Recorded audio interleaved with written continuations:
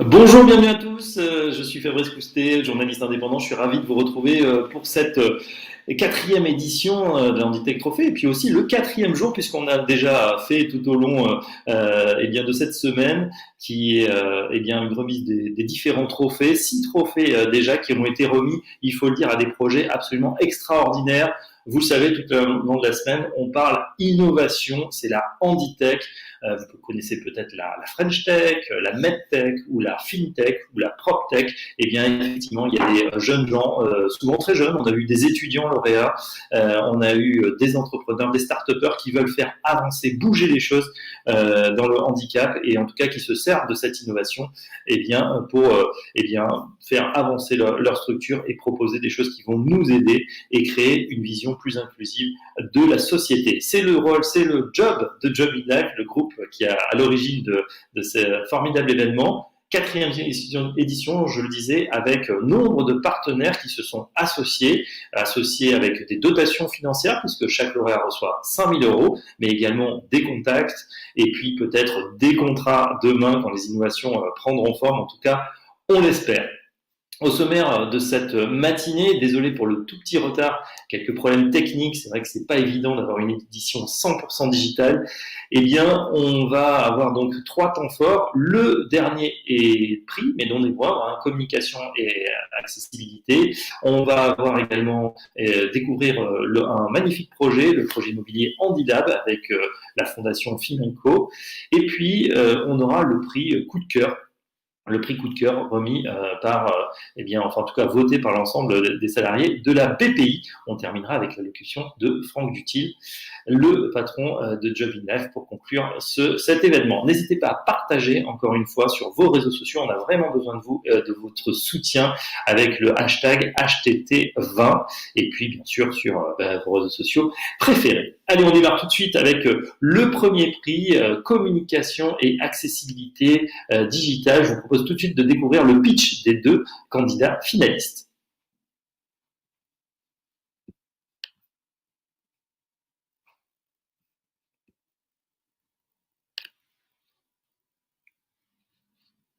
Donc, il y a 2 ans, 2 chercheurs français font une découverte sur la dyslexie.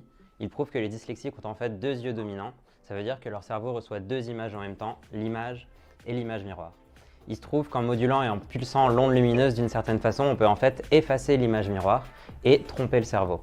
Nous avons créé en janvier 2020 la première lampe LexiLight qui aujourd'hui fonctionne sur 90% des testeurs et surtout participe à notre mission chez LexiLife qui est d'améliorer le quotidien des personnes dyslexiques.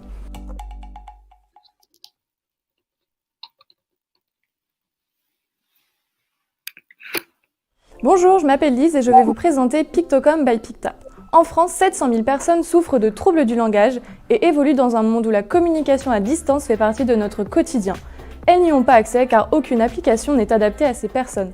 C'est pourquoi avec mon équipe, nous créons Pictocom, une application accessible et pédagogique disposant de 3 fonctionnalités, la messagerie instantanée, l'appel vidéo et l'appel audio. Mais surtout, elle inclut un langage de communication alternatif composé de pictogrammes, le Macathon, ainsi qu'une bibliothèque de photos et de pictogrammes personnalisables. Pictocom met la communication au service de l'inclusion.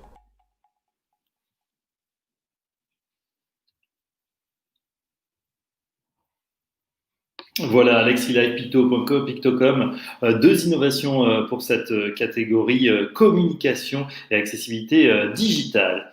Alors, on va bien sûr donner la parole également au sponsor. Le sponsor de la catégorie, c'est Sopra Steria. Je propose d'écouter tout de suite la directrice RSE, Consuelo Benicourt. On se retrouve juste après. Bonjour à toutes et à tous et merci d'être parmi nous aujourd'hui. Je suis donc Consuelo Benicourt, directrice RSE de Sopra Steria, qui est une entreprise du secteur numérique engagée en faveur de l'égalité des chances. Nous sommes convaincus qu'en tant qu'acteurs du numérique, nous avons un rôle à jouer pour favoriser l'indépendance et l'autonomie des personnes handicapées. C'est pourquoi nous soutenons depuis maintenant 4 ans le Handitech Trophy, qui est un rendez-vous incontournable qui fédère une diversité d'acteurs, à la fois des écoles, des startups et des laboratoires, mais également des entreprises engagées. Cette édition 2020 est d'autant plus importante que dans ce contexte de crise sanitaire que nous traversons, nous prenons tous conscience de la place du numérique dans notre quotidien. Et l'accessibilité numérique est devenue essentiel pour tous. Il est donc primordial de permettre à chacun un accès équitable aux ressources numériques. Et dans ce domaine, Sopra Steria se mobilise en soutenant des projets externes, mais également engage ses propres collaborateurs pour faire émerger des projets citoyens au service des personnes en situation de handicap. Cette année, nous allons soutenir 3 projets de collaborateurs norvégiens, polonais et français qui portent sur l'un, aider et motiver les personnes atteintes d'infirmité motrice cérébrale à se déplacer. Un autre projet qui va allier IA et robotique pour permettre une meilleure prise en charge des soins pour les adultes autistes. Et le dernier, une application de réalité augmentée et virtuelle pour aider les malvoyants à se déplacer dans leur quotidien. C'est donc en tant qu'entreprise engagée du numérique que nous sommes aujourd'hui très fiers de remettre ce prix dans la catégorie Communication and Digital Accessibility. Merci.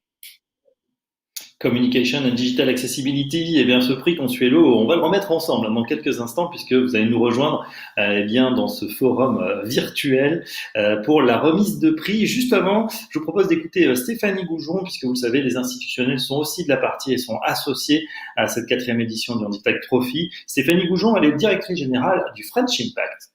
Bonjour à tous, donc je suis Stéphanie Goujon, je suis la directrice du French Impact, qui est une initiative gouvernementale pour favoriser l'économie sociale et solidaire et l'innovation sociale dans notre pays. Et donc on est très heureux d'être partenaire pour la 2e année consécutive du Handitech Trophy, qui œuvre de manière efficace pour pousser, pour booster des solutions innovantes dans le domaine du handicap, pour transformer un peu notre modèle, un modèle qu'on souhaite plus inclusif, qu'on souhaite plus soucieux de l'humain et de l'environnement.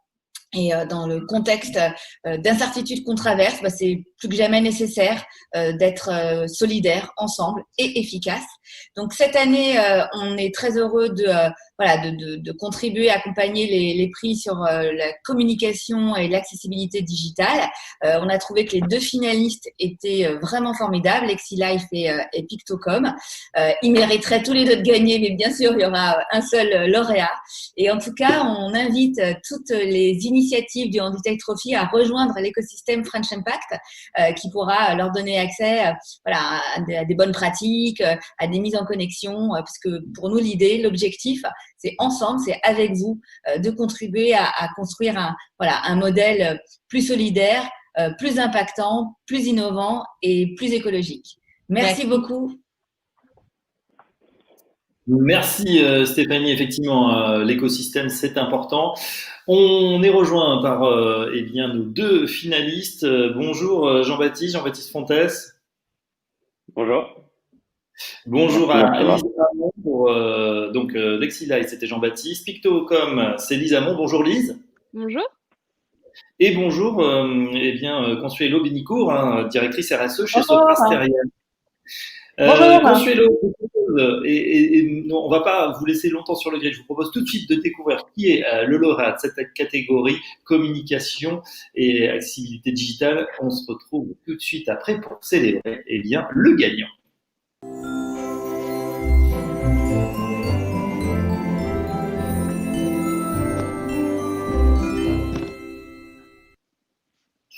LexiLife, bravo Jean-Baptiste Fontès. Une première réaction à ce trophée, évidemment on ne peut pas vous le donner en physique, mais c'est vous le gagnant de cette catégorie et je crois que ça s'est joué à très peu de choses. Merci beaucoup, c'est un vrai honneur de pouvoir recevoir ce trophée. Malheureusement, on aurait bien aimé être tous présents ensemble pour pouvoir le célébrer ensemble. Je suis très touché, très honoré. La dyslexie, c'est une vraie cause qu'on essaye nous de mettre en lumière depuis maintenant un peu plus de 2 ans, et c'est un honneur qu'on arrive à être récompensé dans ce Handitech Trophy qui pour nous est super important. Et il y avait énormément de super beaux projets, donc c'est vraiment super, et bravo encore à toute l'équipe chez nous qui a pu nous organiser ce Handitech Trophy, et surtout tout le travail qui est fait derrière. Merci beaucoup.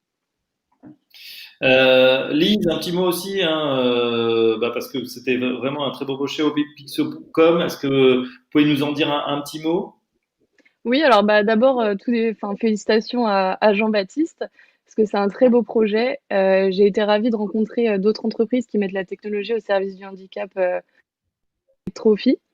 Donc, concernant plus précisément PicTap, l'entreprise est composée de 4 associés et nous sommes une société en cours de formation en parallèle de notre dernière année de master. Aujourd'hui, on est à la recherche d'une agence de développement pour notre application mobile Pictocom et notre site internet, et bien évidemment à la recherche de financement pour développer notre produit qui, sans cette partie, ne pourra voir le jour. Bah, l'appel est lancé en tout cas, hein. Bravo Lise. C'est ça aussi, hein, l'Handitech Trophy, c'est eh bien cette prise de parole et puis vous mettre dans la lumière pour trouver des contacts et puis des opportunités, on l'espère, de développer votre application. Alors justement, ça parle ça chez Sopresteria qui est en plein dans la transformation digitale. Consuelo Bénicourt, vous êtes directrice donc RSE et puis on a entendu dans votre allocution, hein, vous aussi chez Soprasterio, vous êtes en pointe sur ces projets citoyens, 3 projets de collaborateurs et j'ai entendu c'est tout autour du monde, c'est incroyable. Oui, tout à fait. Tout à fait. Nous, on est convaincus effectivement de l'importance du numérique pour justement favoriser l'autonomie des personnes en situation de handicap. C'est pour ça qu'on est partenaire depuis maintenant 4 ans. Et je suis vraiment ravie de décerner le prix, alors en français, communication et accessibilité digitale, donc à Jean-Baptiste, pour le projet Lexi Life qui vient d'être présenté. Et ce qui nous a semblé important sur ce projet, c'est qu'il est complémentaire finalement avec d'autres solutions qui existent aujourd'hui comme Dragon, il me semble, ou Antidote. Donc ça effectivement, ça nous intéresse beaucoup parce que nous aussi, on a effectivement un certain.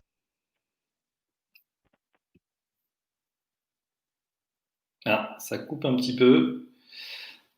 Je ne sais pas si on vous entend. Alors, moi, j'ai une petite coupure de son à votre niveau. Est-ce que c'est Allô? bon, Jean-Baptiste? Ah, ça y est, vous êtes revenu. Excusez-moi, j'avais une petite coupure de son, je vous entendais plus du tout. Ah d'accord, pardon. Poursuivez, Consuelo. Oui, je disais que nous étions vraiment très intéressés par ce type de solution puisque nous avons, nous aujourd'hui, un certain nombre de collaborateurs qui sont atteints de troubles en 10. Donc, on est toujours à la recherche de solutions. On est prêt également à tester des solutions et à accompagner peut-être un peu plus les solutions qui peuvent venir en aide à nos collaborateurs. Alors, donc, ce que je voulais également dire, c'est que comme je disais, j'espère que cette solution pourra être mise à disposition du plus grand nombre des adultes et des enfants, et puis de nos collaborateurs. C'est très important pour nous, et on est très intéressés de connaître un peu quelles sont les prochaines étapes. Et si, comme je vous dis, si vous avez besoin de tests auprès de collaborateurs, nous on est prêt à ouvrir notre porte. Mais je souhaite aussi féliciter Lise avec son projet Pictocom, qui est aussi un projet qui avait retenu notre attention. Là aussi, c'est des sujets aujourd'hui qui nous intéressent. Tout ce qui tourne en fait autour de l'innovation, qui tourne autour du handicap. C'est pour nous vraiment très intéressant parce qu'on est convaincu qu'en tant qu'acteur finalement du numérique, il faut donner une ambition autre à l'innovation, il faut donner du sens à l'innovation et faire progresser tous ensemble l'inclusion des personnes en situation de handicap pour une société qui soit toujours plus responsable et toujours plus solidaire. Donc merci en tout cas à vous deux pour cet engagement et voilà, très intéressé de connaître la suite des prochaines étapes de vos projets. Merci. Merci, Et merci Consuelo. On va terminer avec Jean-Baptiste justement. Alors, il y a une dotation qui est sympathique. En tout cas, ça aide à continuer le développement. Bien sûr, il faudra d'autres fonds. Il y a des levées pour ça, il y a des VC, etc. Où est-ce que vous en êtes du projet? Quelles sont justement, comme disait Consuelo, quelles sont les prochaines étapes pour vous pour LexiLife? Alors, oui, donc aujourd'hui, donc nous avons depuis le mois de janvier mis à disposition la première version de la lampe qu'on a mis en fait à disposition au départ aux particuliers via notre site internet lexilife.com. Et donc les prochaines étapes pour la fin de l'année et pour début 2021, c'est maintenant en fait de mettre la lampe à disposition via d'autres relais, donc que ce soit dans l'éducation où on commence à équiper les premiers collèges et lycées dans différents départements et régions, et en parallèle aussi dans le milieu de l'entreprise où aussi maintenant en fait on a des solutions qui permettent d'adapter les postes de travail et du coup pouvoir justement en fait s'adapter à l'utilisation d'un ordinateur, d'une tablette ou même voilà, de la lecture papier, c'est aussi tout à fait possible. Donc voilà, donc aujourd'hui maintenant maintenant qu'on a stabilisé le produit, qu'on l'a mis à disposition et qu'on a prouvé que ça fonctionnait, l'idée c'est de le mettre à disposition d'un plus grand nombre de personnes via des relais plus conséquents. Bien sûr. Un grand bravo. Merci à vous. Merci Consuelo Benico. Je rappelle que vous êtes directrice RSE chez Sopra Steria. On suivra bien évidemment les différents projets, que ce soit celui de Lexilight, donc Jean-Baptiste Fontes, le lauréat de la catégorie, ou celui de Lise Hamon, qui est encore effectivement en master, mais qui déploie effectivement une formidable énergie pour faire avancer ces projets. Merci à tous. Un grand bravo pour cette catégorie. On passe à la suite. Je vous propose tout de suite de découvrir un projet complètement innovant. C'est un projet qui est proposé par le groupe Fiminco et on va être en contact dans quelques instants avec Joachim Fliegler. On sera également rejoint par Caroline Lemoine, qu'on a déjà vu hier, qui était une remettante, la directrice générale fraîchement arrivée de l'association La Handitech. On va parler de ce projet, effectivement, ce Handilab, un pôle dédié à l'innovation et au handicap. On va voir avec les différents invités qui vont pas tarder à arriver dans la conférence. Je sais qu'en coulisses, on s'active pour les mettre en antenne.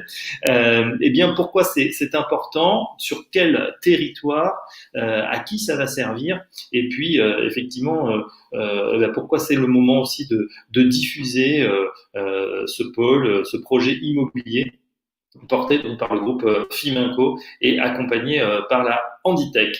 Le groupe Fiminco qui est déjà bien implanté et dans le champ du handicap, en tout cas qui a un grand soutien. On va découvrir donc Joachim Fliegler. Le temps pour moi de vous dire, en tout cas de faire un petit récap sur ce qui s'est déjà passé, l'ensemble des prix qui ont été donnés, les 7 catégories. On a vu effectivement, on le disait, des entrepreneurs, des start-upers. On l'a vu aussi, on apprécie la mixité, c'est-à-dire que c'est pas l'image d'Épinal de l'ingénieur, qui va le faire tout seul. On voit aussi des jeunes femmes qui sont là, qui s'emparent, notamment dans la catégorie famille, éducation. Les lauréates, c'est 2 lauréates, 2 candidates en tout cas. On le voit, c'est aussi, ça touche tout un tas de personnes qui sont très différentes, mais qui ont à cœur de faire avancer l'innovation dans la Handitech. Alors, est-ce qu'on va avoir dans quelques instants? Oui, ils sont avec nous. Bonjour Caroline. Bonjour. Caroline Lemoine, donc directrice générale de l'association La Handitech, fraîchement arrivée. Oui, déléguée générale. Je vais vexer personne. Déléguée générale, pardon, oui. Et Joachim Fliegler. Bonjour Joachim. Bonjour, merci de me recevoir. La Fondation Fiminco, directeur des activités culturelles du groupe Fiminco. Alors avec vous, j'ai meublé un petit peu, mais vous allez le faire beaucoup mieux que moi, c'est nous présenter ce projet Handilab que vous êtes en train de réaliser, de mettre sur pied. Joachim. Avec plaisir. Peut-être parler d'abord d'un engagement qui est ancien chez nous, à la Fondation Fiminco et au sein de groupe Fiminco. Depuis plusieurs années, on travaille vraiment sur la question de la culture, de l'accès à la culture. Groupe Fiminco est un développeur immobilier. On a créé en Seine-Saint-Denis, à Romainville, un centre culturel qui accueille plusieurs acteurs culturels, des galeries d'art, des associations, des institutions publiques et privées, où on s'est posé depuis longtemps la question aussi de l'accès de tous, d'un accès facilité aussi pour les personnes porteuses de handicap, pour les enfants. On avait aussi soutenu des institutions culturelles en mécénat pour favoriser notamment l'accès du jeune public à des projets de spectacles vivants. On avait aussi réalisé il y a quelques mois avec des acteurs de la tech une captation d'un concert au Théâtre des Champs-Élysées, donc un concert symphonique, mais des acteurs de la tech qui avaient travaillé justement sur le son ambisonique, sur la spatialisation du son.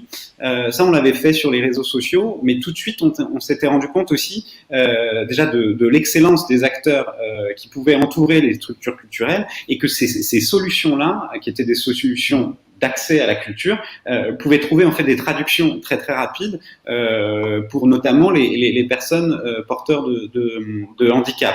Et donc c'est ce qui nous a amené depuis quelques mois, même déjà quasiment 1 an et demi, à définir les contours d'un nouveau projet qui est un pôle d'excellence dédié au handicap et à l'innovation qu'on va réaliser en Seine-Saint-Denis, cette fois-ci à Bobigny, sur un terrain où on va vraiment construire un bâtiment qui sera un peu plus qu'un bâtiment, je crois qu'on va y revenir, mais qui est pour nous vraiment la continuité de ces actions, de cet engagement aujourd'hui dans la culture, mais on va en parler, je crois. Handilab, ça va être un site dédié aux startups, aux entreprises pas simplement de la culture, de la tech, du sport, des médias. Donc, bâtiment immobilier, un pôle d'excellence, ça se situe à Bobigny, dans le 93, au nord de Paris. Et puis, on l'a compris, Joachim, ça sera multi-usage. C'est-à-dire que ça va aussi faire rôle d'incubateur. Et d'ailleurs, c'est là où la Handitech intervient. On va le voir dans quelques instants. Mais c'est ça, ce sera vraiment multi-usage. L'idée, c'est vraiment ça. C'est-à-dire que ce soit un lieu de recherche, un lieu qui puisse accueillir des startups, des grandes entreprises, que ce soit sur des missions handicap ou vraiment sur des enjeux de recherche et développement appliqués au handicap, que ce soit un lieu de prototypage, un lieu où on puisse aussi tester des dispositifs grandeur nature.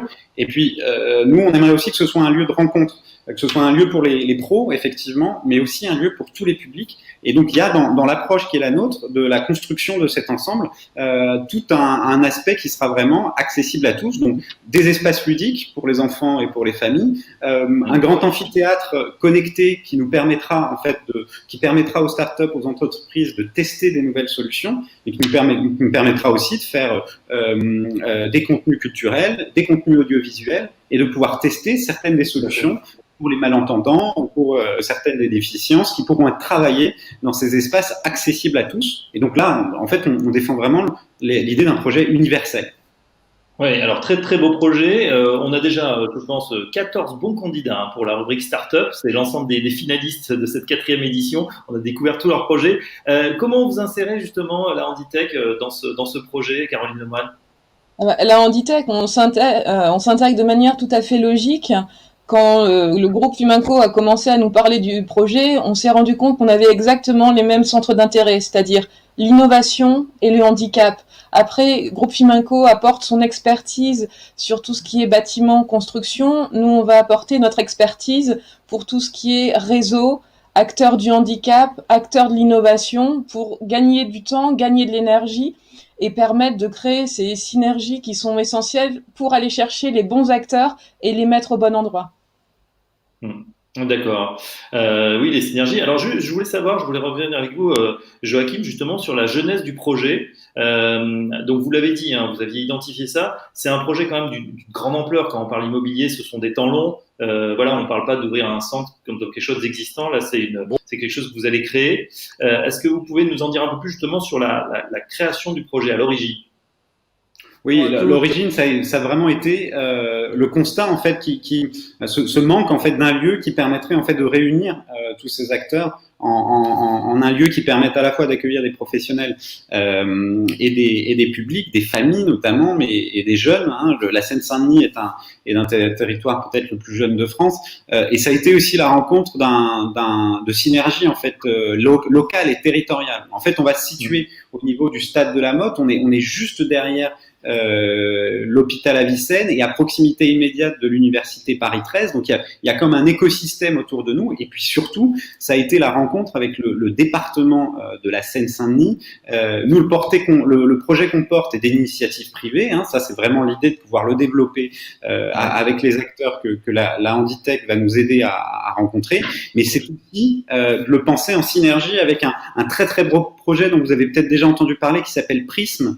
Prism, cela va être en fait le premier équipement sportif universel, inclusif, qui va être construit par le département de la Seine-Saint-Denis. Ils le construisent pour les Jeux Olympiques et Paralympiques, et c'est donc un équipement qui va être ça va être le numéro d'à côté de la rue qu'on va occuper, et cet équipement inclusif, il va permettre en fait d'accueillir des sportifs professionnels, des athlètes paralympiques pendant leur phase de préparation, mais aussi des amateurs, donc des lieux qui puissent permettre notamment les sports indoor, l'escalade, et avec des espaces qui soient aménagés pour des handicapés moteurs ou des handicapés psychiques. Donc il y a vraiment là aussi une synergie qui s'est faite assez naturellement, et une rencontre en fait avec Stéphane Troussel, le président de la Seine-Saint-Denis, qui porte ce projet de Prisme depuis plusieurs années maintenant. Et donc nous, on vient s'inscrire juste à proximité pour penser aussi que le site de Handilab répondra et sera en synergie avec l'équipement sportif qui sera juste à côté. Effectivement, et puis superbe initiative, hein. On est quand même, on le rappelle, à quelques années des JO 2024. On espère qu'il n'y aura pas de décalage pour cause de crise sanitaire ou autre. Donc c'est formidable d'encourager eh bien le sport sous toutes ses formes, même si en ce moment on est un petit peu bloqué à la maison. Caroline Lemoine, là, comment vous allez-vous vous insérer dans ce projet? C'est aussi une façon de communiquer là pour la Handitech, d'être associé à un tel projet? Oui, alors c'est une occasion de communiquer, mais le but pour nous, c'est pas tant la communication que le fait que vraiment on va pouvoir valoriser les acteurs de l'innovation et du handicap, on va pouvoir faire connaître leurs projets et on va pouvoir aider à ce que le bâtiment soit vraiment pensé au mieux pour tous les usagers. Donc nous, avec le réseau de la Handitech et toutes les entreprises, les associations, etc., qui en font partie, on a déjà commencé une phase de consultation pour voir quelles sont les attentes, quels sont les besoins, pour que le projet de groupe Fiminco puisse vraiment coller à ça.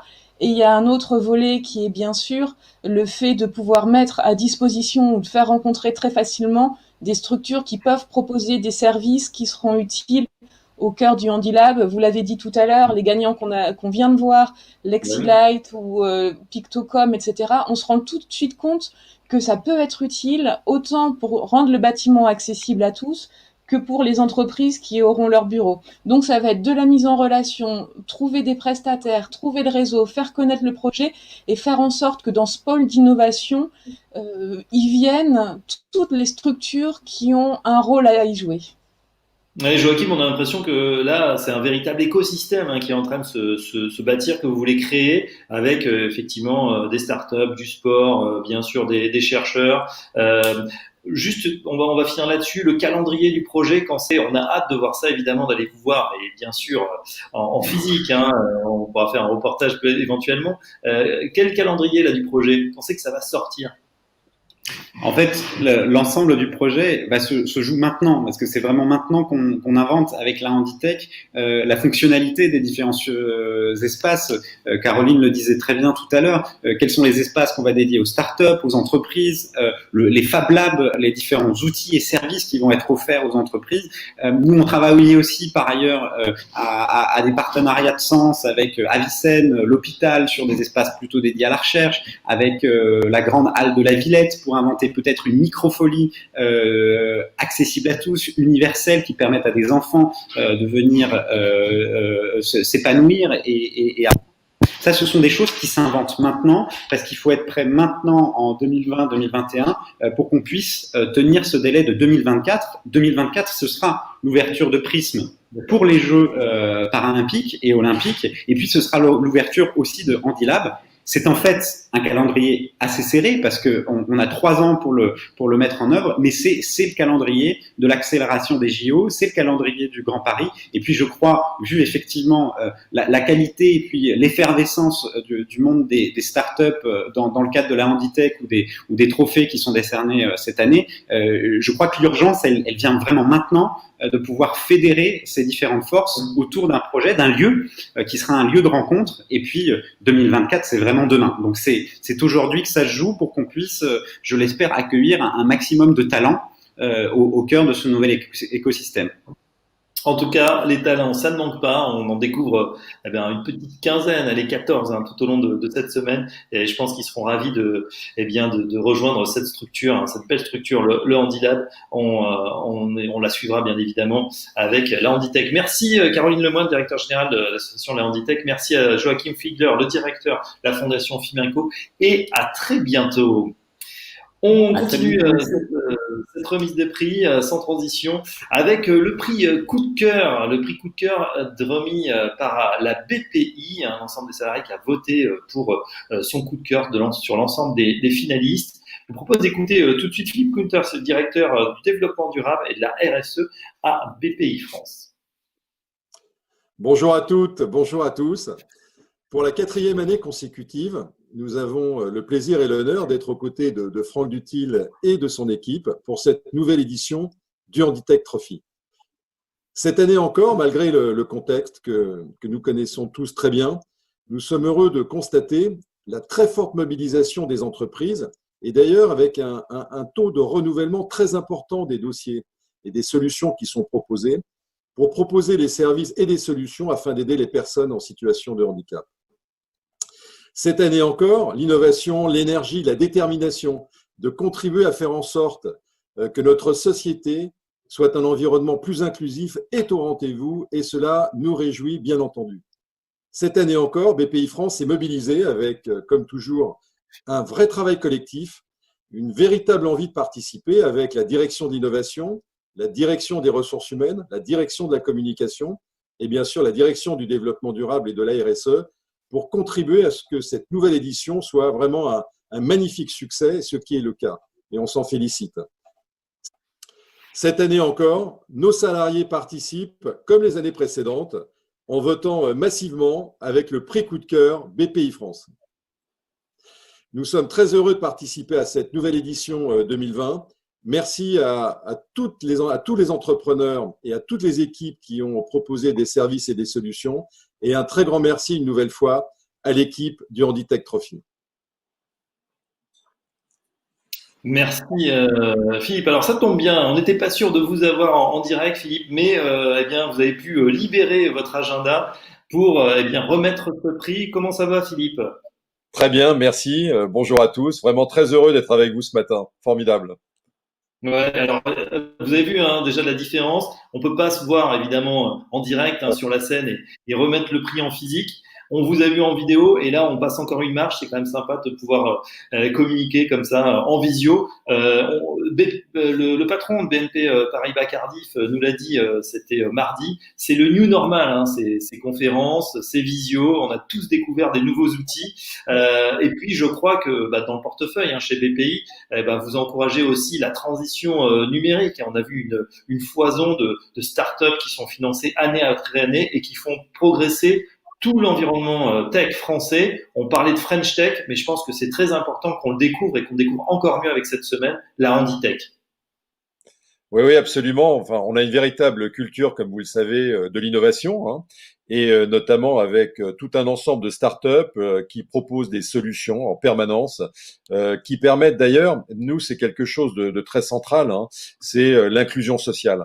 C'est-à-dire toutes les solutions qui sont poussées par les entrepreneurs, techniques et pas que, mais souvent tech, permettent d'améliorer, je dirais, la vie de nos concitoyens, des personnes en situation de handicap, et de trouver des solutions intelligentes. Donc c'est vrai qu'on a une véritable culture de l'innovation, mais au service de l'inclusion sociale.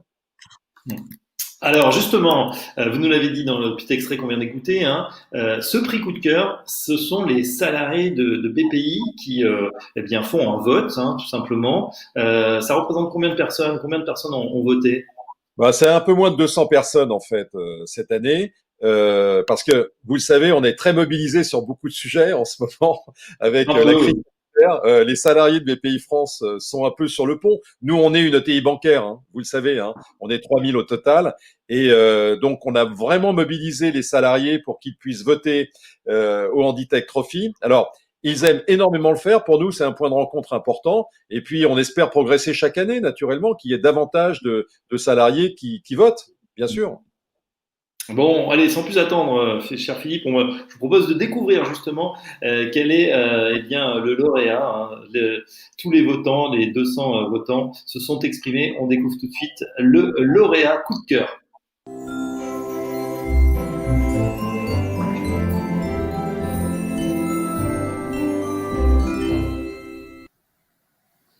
Bravo à MakerGo. On retrouve Julien Houdin. Bonjour Julien. Bonjour et merci.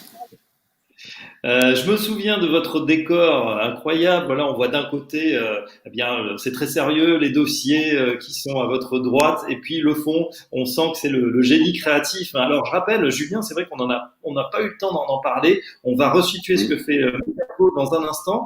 Est-ce qu'il y a un lien avec votre métier qui est ergothérapeute?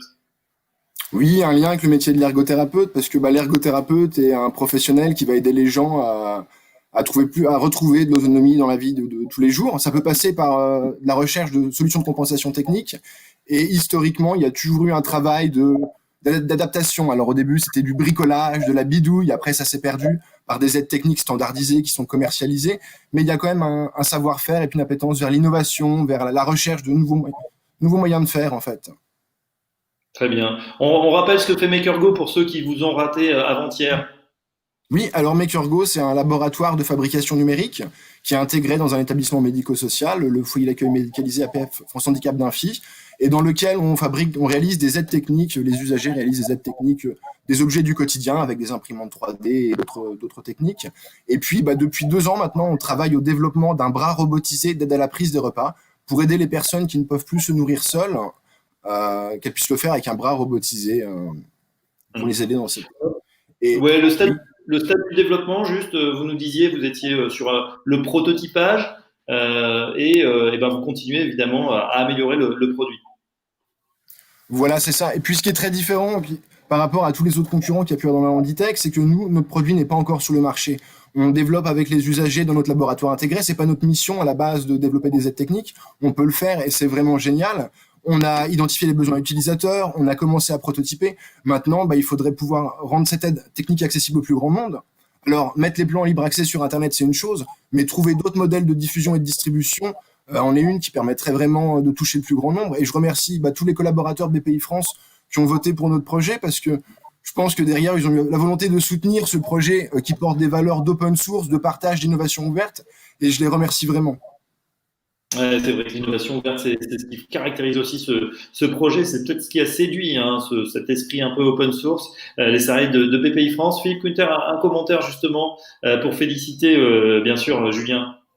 Oui, alors bravo Julien, BPI France est derrière vous. Alors moi je trouve que c'est formidable parce que en fait ne pas pouvoir s'alimenter, trouver des solutions justement pour les gestes du quotidien, c'est retrouver de l'autonomie, retrouver aussi du plaisir quelque part. Donc ça c'est essentiel. On retrouve finalement les ingrédients qui donnent envie de vivre finalement et d'aller de l'avant, de retrouver de la dignité. Donc ça formidable.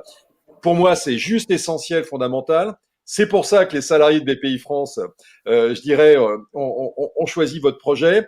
Julien, sachez aussi que derrière, il y a plusieurs directions au-delà des salariés qui poussent le sujet et qui sont heureux d'être à vos côtés. Je le redis, c'est la direction de l'innovation, la direction des ressources humaines. On a une cellule, je dirais, handicap qui est extrêmement active et qui fait des tas de choses formidables pour sensibiliser les salariés. La com, bien sûr, et la direction du développement durable et la RSE.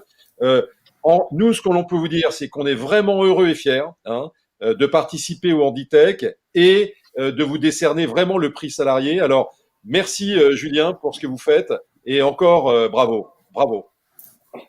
Merci à vous. C'est vrai que ce prix, c'est vraiment une marque de soutien et c'est une très belle opportunité.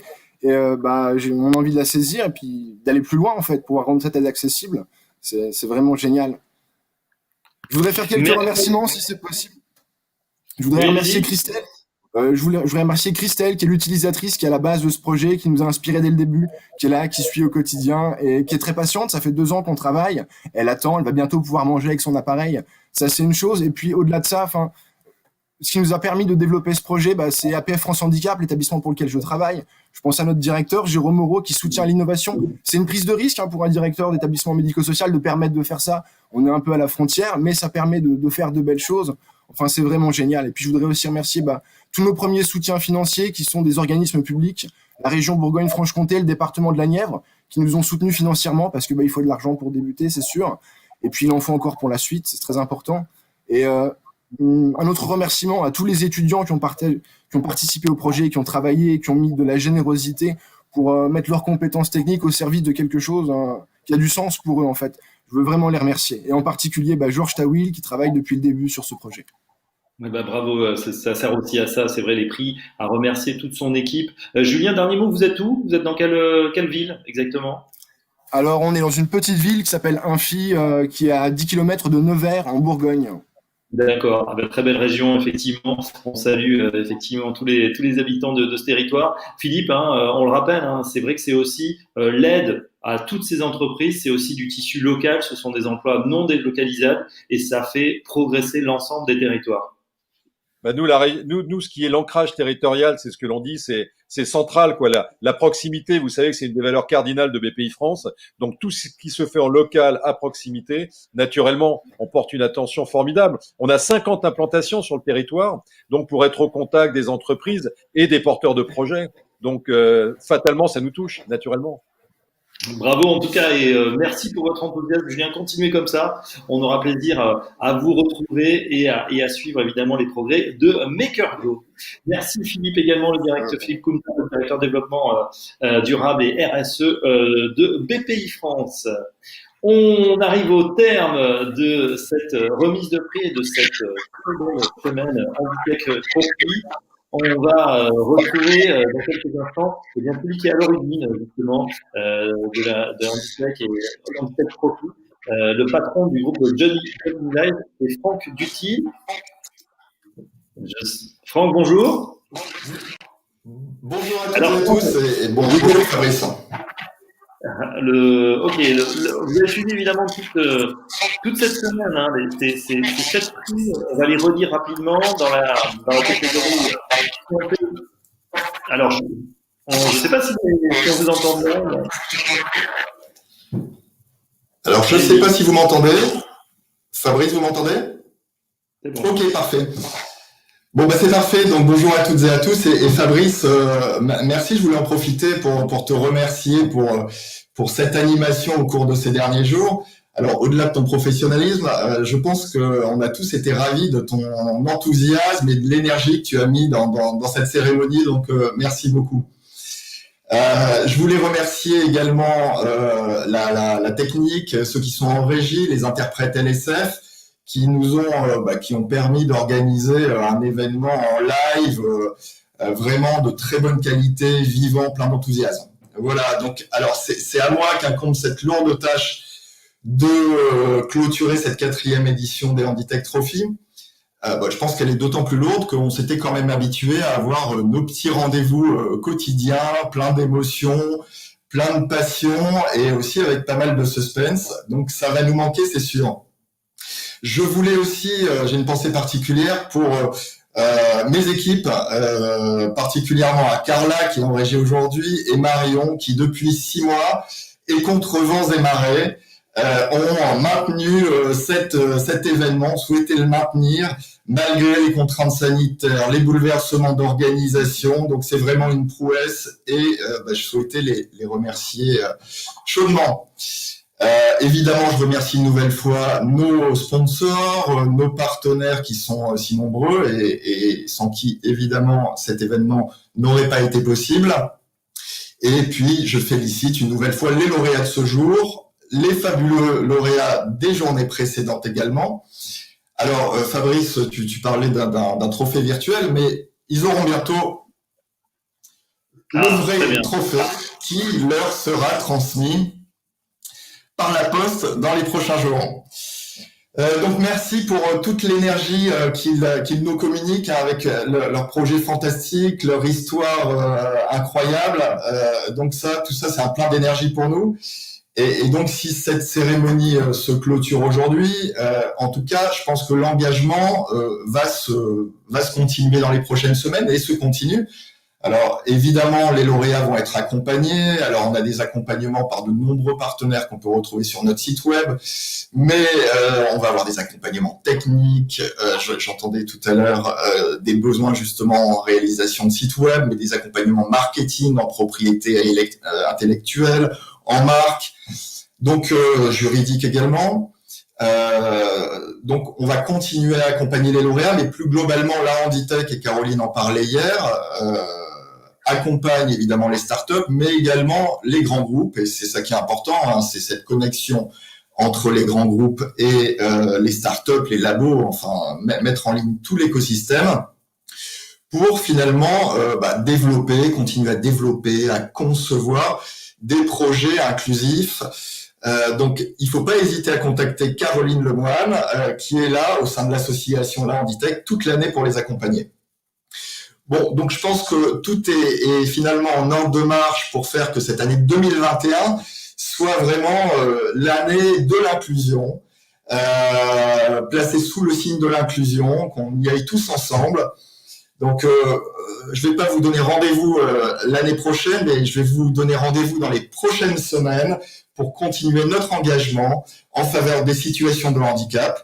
Donc voilà, je souhaite à tous de bien vous porter déjà et en tout cas à très très vite. Merci encore pour votre engagement à tous. Merci à tous, à très bientôt.